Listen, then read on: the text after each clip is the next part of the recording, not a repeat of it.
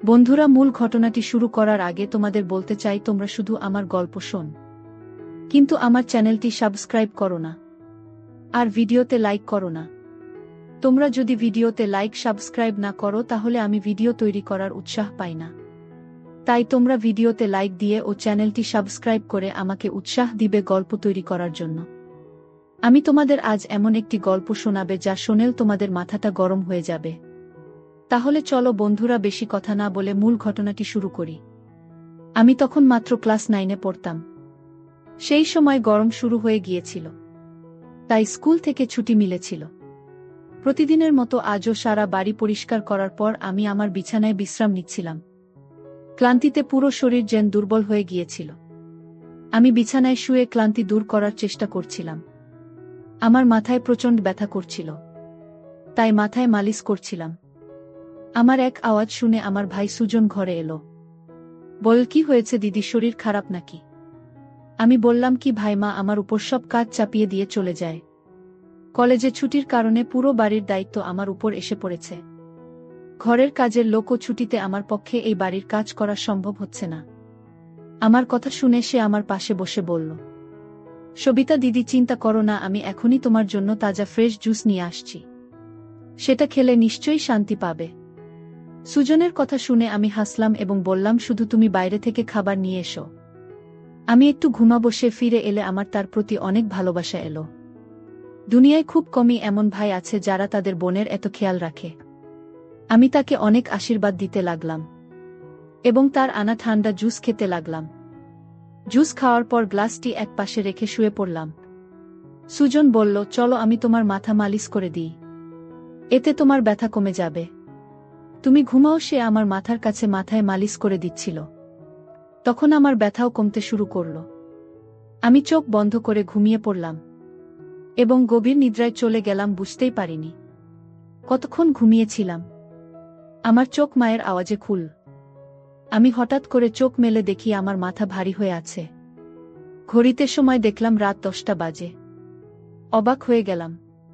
খুবই অদ্ভুত লাগল যে বাবা অফিস থেকে ফিরে এসেছেন। হয়তো ক্লান্তির কারণে সময়ের হিসাব করতে পারিনি। আমি উঠে দুপা হেঁটে যেতেই মাথা ঘুরে গেল। চোখের সামনে অন্ধকার নেমে এল। যদি দেওয়ালে হাত না রাখতাম তবে নিশ্চিতভাবেই পড়ে যেতাম। আমি ফ্রেশ হয়ে বাইরে এসে দেখলাম সবাই খাবারের টেবিলে বসে আমারই অপেক্ষা করছে। আমি গিয়ে আরামে চেয়ারে বসে পড়লাম। সুজন আমাকে দেখে প্লেটে খাবার দিতে লাগল এবং তারপর মাকে বলল, মা, দিদির উপর কাজের চাপ একটু কম দাও। যদি কাজের লোক না আসে তবে তার জায়গায় আর কাউকে রাখো। সে সারাদিন কাজ করে ক্লান্ত হয়ে যায়। দেখো, তার রং ফ্যাকাশে হয়ে গেছে। আমার সত্যিই অবস্থা খারাপ হয়ে গিয়েছিল। আমি বেশ ক্লান্ত অনুভব করছিলাম। আমার মা এবং বাবা দুজনেই জব করতেন, কারণ শুধু বাবার চাকরির উপর নির্ভর করে বাড়ি চালানোও কঠিন ছিল। তারপর আমাদের পড়াশোনার খরচও কিছু কম ছিল না। তাই আমার মা ও সেই একই কোম্পানিতে চাকরি করতেন যেখানে বাবা কাজ করতেন। আমি আর সুজন কলেজে যেতাম, কিন্তু এখন গরমের ছুটির জন্য আমাদের বাড়িতে থাকতে হচ্ছিল।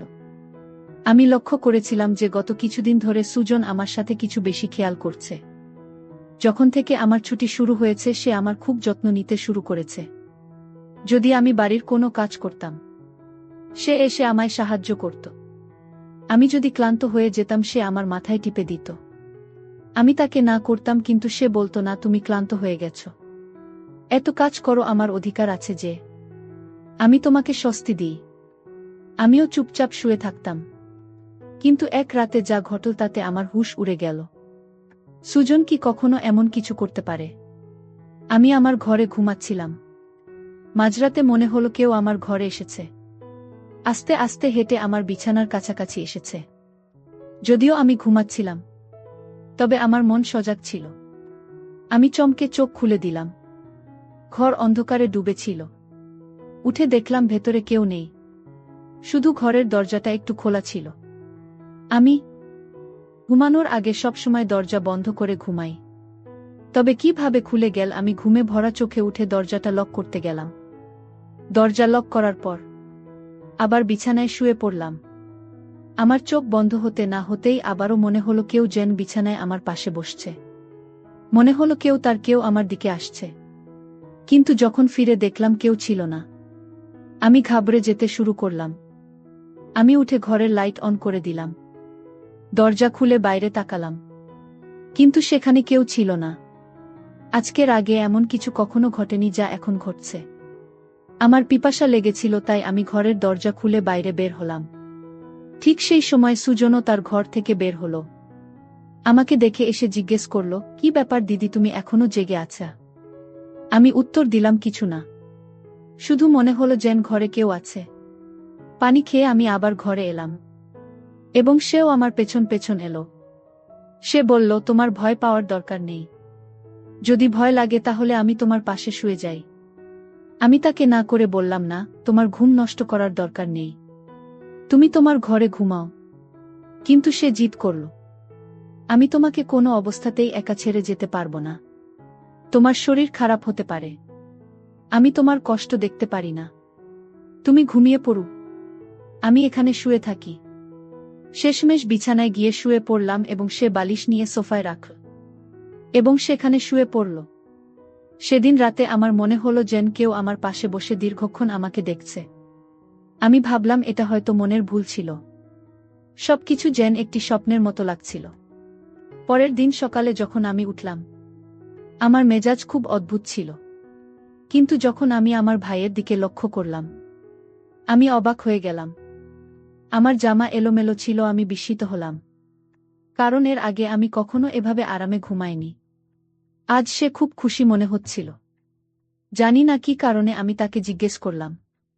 সে বলল, আমি তো প্রতিদিনই এত খুশি থাকি যারা আপনাদের মতো বোন থাকে। সে কেন খুশি হবে না? বাড়ির সব কাজ শেষ করে যখন আমি বসলাম তখন সুজন আমার কাছে এল। বলল, ও দিদি, আমি তোমার মাথায় মালিশ করে দিই।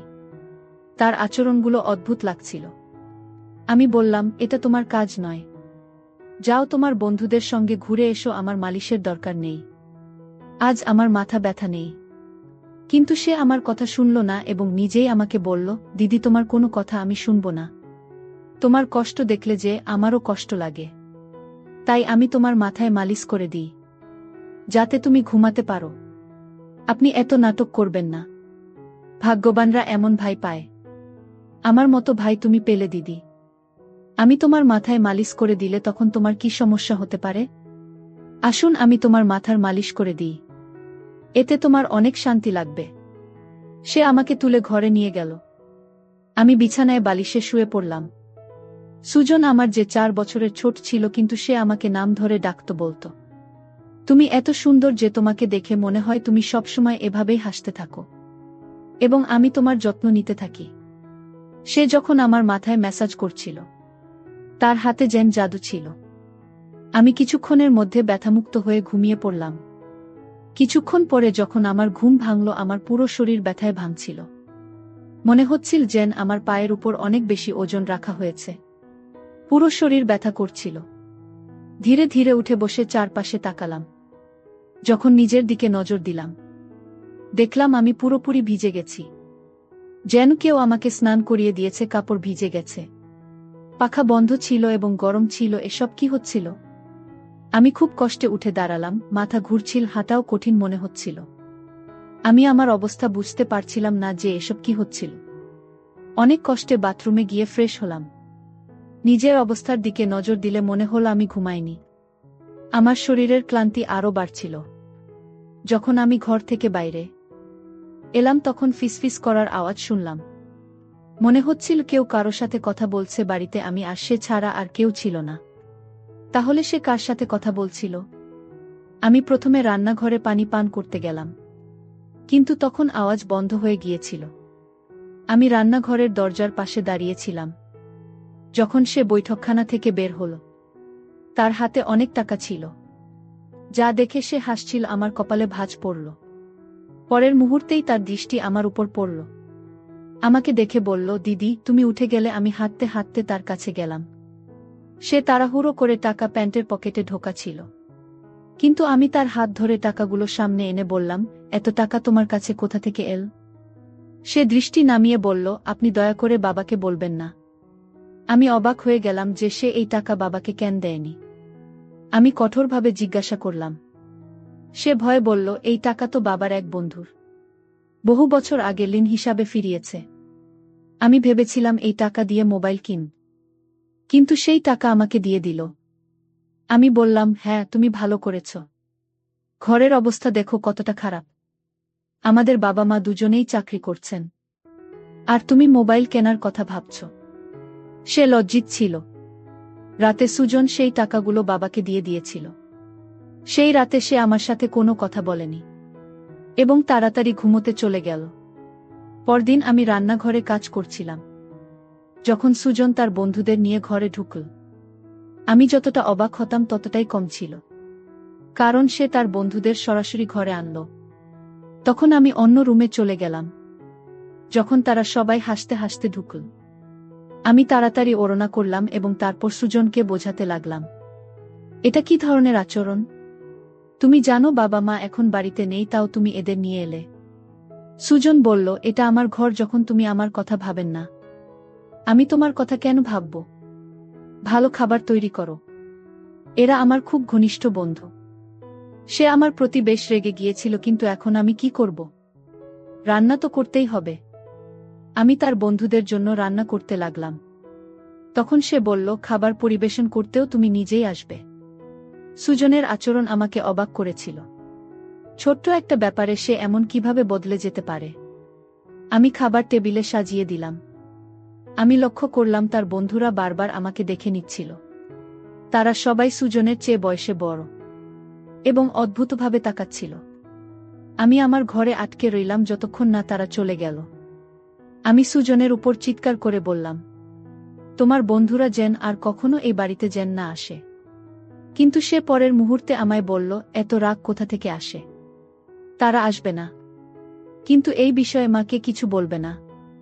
কেমন ছেলে ছিল সে! কখনো ভালোবাসা প্রকাশ করত, আবার কখনো বিরক্ত হতো। যাই হোক, আমি মাথা নেড়ে নিজের ঘরে চলে গেলাম। সুজনের আচরণগুলো কিছুটা অদ্ভুত লাগতে শুরু করেছিল, কারণ সে আমাকে অদ্ভুতভাবে দেখছিল।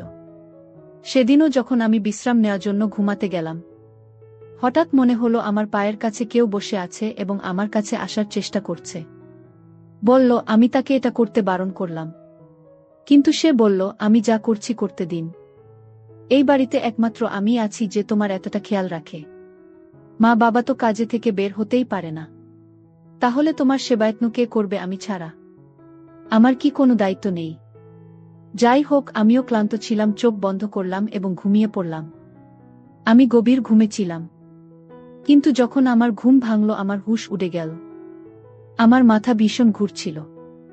বিছানার চাদর একদম এলোমেলো হয়ে গিয়েছিল। বিছানায় একটি শার্ট এবং একটি পারফিউম পরে আছিল। এই জিনিসপত্র কার ছিল আমি কিছুই বলতে পারছিলাম না। মাথায় এত তীব্র ব্যথা ছিল যে আমি আবার বিছানায় লুটিয়ে পড়লাম। মনে হচ্ছিল কেউ আমাকে অজ্ঞান করার ওষুধ খাইয়ে দিয়েছে। আমি পাশে ফিসফিস করে শুনছিলাম, কিন্তু কে বলছিল তা চিনতে পারছিলাম না। আমি শুধু সুজনের গলা শুনতে পাচ্ছিলাম। মনে হচ্ছিল সে আমার ঘরে উপস্থিত এবং আমাকে জাগানোর চেষ্টা করছে। কিছুক্ষণ পর যখন আমার চোখ খুলল, তখন পুরো দৃশ্যটি আমার চোখের সামনে ভাসছিল। আমি প্রথমে বিছানার দিকে তাকালাম যেখানে শার্ট এবং পারফিউম পরেছিল, কিন্তু এখন সেখানে কিছুই ছিল না। আজও আমার অবস্থা বেশ অদ্ভুত ছিল। আমি বাচ্চা ছিলাম না যে সব কিছু বুঝতে পারবো না। বাড়িতে আমি এবং সুজন ছাড়া আর কেউ ছিল না। তাহলে আমার ঘুমানোর পর এমন কি হতো যে আমার পুরো শরীর যেন পানিতে ভিজিয়ে দেওয়া হয়েছে? এই শুধু নয়, আমার শরীর ব্যথায় ভেঙে পড়েছিল এবং একেবারে ফ্যাকাশে হয়ে গিয়েছিল। প্রতিদিন সুজন আমার রুমে আসার চেষ্টা করছিল, কিন্তু আমি কোনো না কোনো অজুহাত বানিয়ে আমার ঘরে চলে যেতাম। মাথায় অদ্ভুত সব চিন্তা আসছিল। শরীরও বেশ খারাপ ছিল। আমার অবস্থা দেখে মাও চিন্তিত হয়ে পড়েছিল। তিনি বললেন যে পরের দিন অফিস থেকে ছুটি নিয়ে আমাকে ডাক্তারের কাছে নিয়ে যাবেন, যাতে বোঝা যায় আমার কি সমস্যা। সেদিন রাতে আমি বারবার জেগে উঠেছিলাম এবং ঠিকমত ঘুমাতে পারিনি। পরের দিন আমার বাবা মা সবসময় মতো তাদের কাজে চলে গিয়েছিলেন। হয়তো তারা আমার চিন্তাই করেননি। আমি নিজেই ডাক্তারের কাছে গেলাম। সেখানে ডাক্তারের রিপোর্ট যা দেখলাম তা হলো আমি নাকি মা হতে চলেছি। তাহলে এটা কিভাবে সম্ভব?